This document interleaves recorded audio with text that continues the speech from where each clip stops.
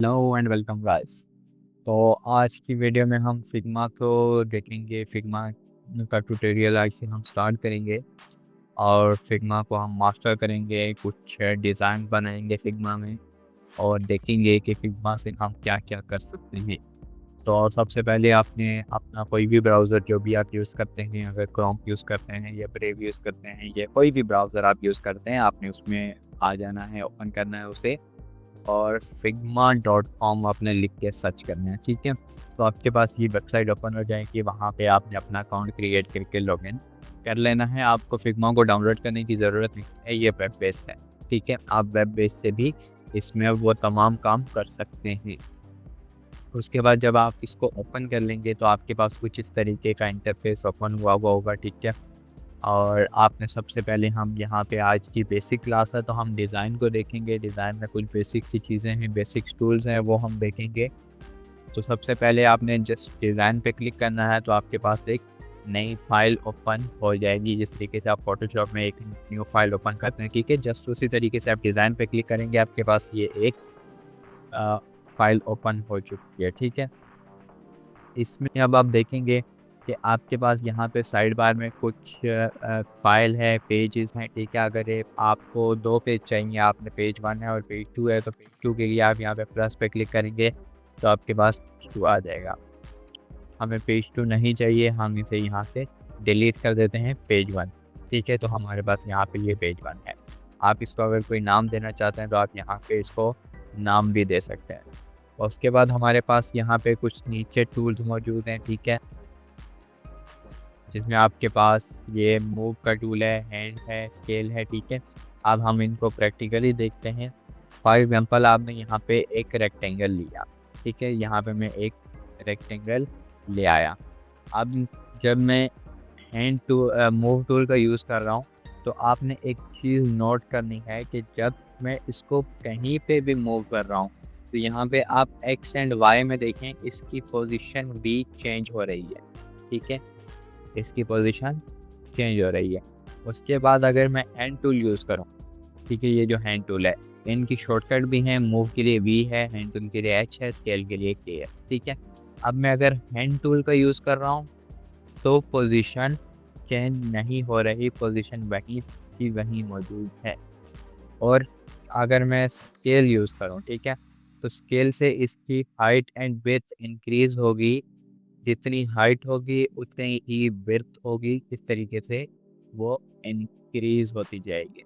अब अगर आप चाहते हैं कि नहीं, इसकी जो विड्थ हो वो 200 हो और हाइट जो हो इसकी 500 हो, तो वो हम किस तरीके से कर सकते हैं, वो हम यहाँ पे डायमेंशन में आएंगे, यहाँ पे डिफाइन कर देंगे विड्थ कितनी चाहिए, 200 चाहिए, हाइट कितनी चाहिए, 500 चाहिए। ठीक है, तो इस तरीके से ये हो जाएगा। माइनस करेंगे तो ये स्क्रीन आपकी मिनिमाइज हो जाएगी। अब अगर आप चाहते हैं कि जितनी विड्थ हो उतनी ही ऑटोमेटिकली हाइट भी हो जाए तो हम यहाँ पे इस पे क्लिक कर देंगे। ठीक है, ये आपको नज़र आ रहा होगा लॉग एक्सपेक्ट रेशियो का ऑप्शन। ठीक है, इसे चाहिए कि मुझे 600 इसकी विड्थ चाहिए, तो मैं यहाँ पे 600 करूँगा तो 600 विड्थ भी हो गई और 600 ऑटोमेटिकली इसकी हाइट भी हो गई। उसके बाद अगर आपने इसको कोई कलर वगैरह देना है, ठीक है, वो भी हम देखते हैं अभी। उसके बाद हमारे पास यहाँ पर है फ्रेम। अगर आपको कोई फ्रेम चाहिए, फॉर एग्जांपल यहाँ पे बहुत सारे फ्रेम मौजूद हैं। ठीक है, यहाँ पे फॉर एग्जांपल मुझे iPhone 16 का फ्रेम चाहिए तो ये हमारे पास iPhone 16 का फ्रेम आ जाएगा। उसके बाद अगर आपको कोई सेक्शन चाहिए तो इस तरीके से आप सेक्शन भी लेके आ सकते हैं। उसके बाद हमारे पास है स्लाइस में फॉर एग्जांपल यहाँ पे मेरे पास एक रेक्टेंगल मौजूद है। ठीक है, इसकी मैं यहाँ पे हाइट विड्थ इंक्रीज कर देता हूँ और यहाँ पे मैं स्लाइस ले आता हूँ। अब मैं यहाँ पे स्लाइस में इसको जितना मुझे स्लाइस चाहिए, फॉर एग्जांपल मुझे इतना स्लाइस चाहिए। ठीक है, अब जब आप स्लाइस क्या काम करता है वो मैं आपको बताता हूँ कि अगर आप रेक्टेंगल को यहाँ से सिलेक्ट करके यहाँ एक्सपोर्ट के ऑप्शन में आके इसको एक्सपोर्ट करेंगे तो ये पूरा आपके पास रेक्टेंगल एक्सपोर्ट हो जाएगा। लेकिन अगर आप स्लाइस 1 जो हमने स्लाइस किया है इसको एक्सपोर्ट करेंगे तो ये जस्ट इतना जो एरिया है वो आपके पास एक्सपोर्ट होगा। ये जो नीचे वाला एरिया है ये एक्सपोर्ट नहीं होगा मतलब ये आपके पास डाउनलोड नहीं होगा। जस्ट ऊपर का जो एरिया ये है, ये आपके पास डाउनलोड होगा। तो स्लाइस इस तरीके से काम करता है। उसके बाद हमारे पास यहाँ पे ये are, rectangle, line, arrow, ellipse, polygon, star और इमेज वगैरह ठीक है, ये टूल मौजूद हैं। फिर हमारे पास यहाँ पे पेन और पेंसिल का टूल, जिस तरीके से आपने अगर फ़ोटोशॉप यूज़ किया हो या एडोब इलस्ट्रेटर यूज़ किया हो तो उसमें पेन का टूल आपने मोस्टली यूज़ किया हुआ है, ठीक है। तो वो यहाँ पे भी मौजूद है और पेंसिल है। और टेक्स्ट अगर चाहिए तो हमने टेक्स्ट ऐड करना है तो टी करेंगे, या टी पे क्लिक करेंगे तो इस तरीके से हमारे पास आ जाएगा। अभी हम यहाँ पे लिख देते हैं हेलो वर्ल्ड। जो मोस्टली आपने देखा होगा प्रोग्रामिंग लैंग्वेज में जो पहला प्रोग्राम लिखा जाता है उसमें यही लिखा जाता है हेलो वर्ल्ड, ठीक है। तो इसकी अगर हमने फ़ॉन्ट साइज़ इंक्रीज़ करना है तो वो हम किस तरीके से कर सकते हैं, इसको हम सेलेक्ट करेंगे। यहाँ आप आ जाएंगे साइड बार में, यहाँ पे आपको पास आप इसका फ़ॉन्ट इंक्रीज़ कर सकते हैं। अगर आपने फ़ॉन्ट चेंज करना है, यहाँ पे इंटर है, हम इंटर नहीं चाहते, हमें चाहिए फॉर एग्ज़ाम्पल पोपिन्स चाहिए तो हम यहाँ से पोपिन सेलेक्ट कर लेंगे।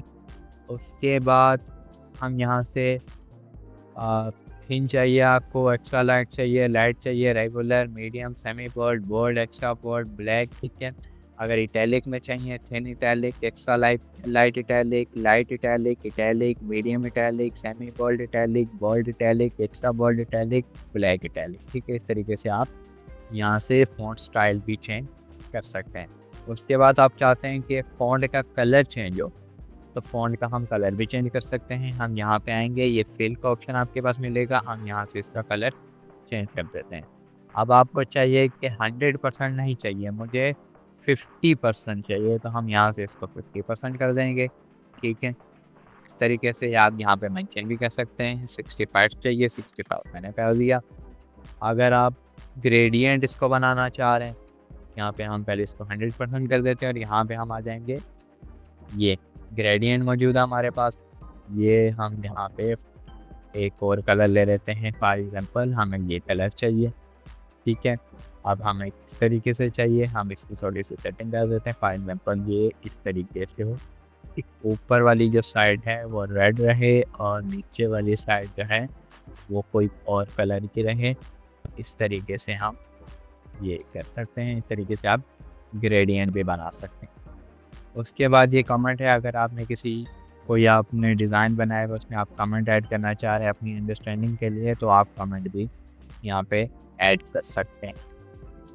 इस कमेंट को हम यहाँ से डिलीट कर देते हैं, ऐड कमेंट कर देते हैं।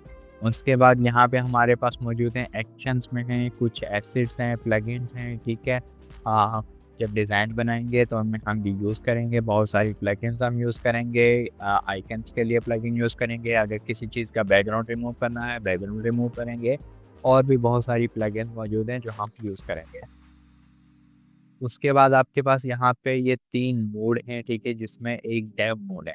अगर आपने कोई डिज़ाइन बनाया है, अब आप चाहते हैं कि वो आपका डिज़ाइन प्रोग्रामिंग लैंग्वेज के कोड में कन्वर्ट हो जाए, तो उसके लिए आपके पास फिग्मा ने डेव मोड भी दिया हुआ है, लेकिन ये अपग्रेडेड वर्जन में यूज़ होता है। इसके लिए आपको फिग्मा का पैकेज अपग्रेड करना पड़ेगा।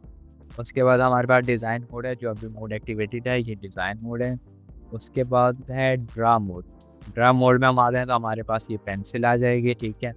अब हमने जो भी करना है हम इस पेंसिल से कर सकते हैं। ब्रश में हमारे पास ये ब्रश आ गया, आप इसकी यहाँ से साइड ब्रश का साइज इंक्रीज कर सकते हैं, ठीक है। ये आपके पास ब्रश मौजूद है, आप यहाँ से इसका स्टाइल भी चेंज कर सकते हैं, आपको किस तरीके का ब्रश चाहिए, ठीक है। जो भी आपको ब्रश चाहिए वो आपके पास यहाँ पे आ जाएगा। उसके बाद ये आपके पास पेन टूल, जिस तरीके से आपने फोटोशॉप में अगर यूज़ किया हो फॉर एग्जाम्पल, ठीक है, ये तो इस तरीके से पेन टूल भी आपके पास मौजूद है। हम सबको डिलीट कर देते हैं, अब डिज़ाइन मोड में आ जाते हैं, ठीक है। ये थोड़े से फिग्मा के बेसिक्स हैं। अब अगर फॉर एग्जांपल आपने ये जो है बैकग्राउंड, ठीक है, आपके पास अगर आप मैं डार्क मोड यूज़ कर रहा हूँ तो इस तरीके से ब्लैक है, आपने अगर इसको चेंज करना है तो पेज में ये आपके पास ये देखेंगे कलर होगा, इसमें आप जाके ये बैकग्राउंड भी इसका चेंज कर सकते हैं। जो भी आप अगर वाइट रखना चाह रहे हैं आप वाइट रखें, आप ब्लैक रखना चाह रहे हैं, जो भी रखना चाह रहे हैं। मैं ब्लैक प्रेफर कर रहा हूँ, ठीक है, तो मैं इसलिए ब्लैक यूज़ कर रहा हूँ, ठीक है। उसके बाद कुछ स्टाइल्स हैं, ठीक है, टैग कलर, इफेक्ट, लेआउट के हम आगे आने वाली जो वीडियोस हैं उनमें ये सारी चीज़ें हम देखेंगे। जब हम अपना प्रैक्टिकली डिज़ाइन बनाएंगे उनमें ये तमाम सारी चीज़ें कवर होंगी।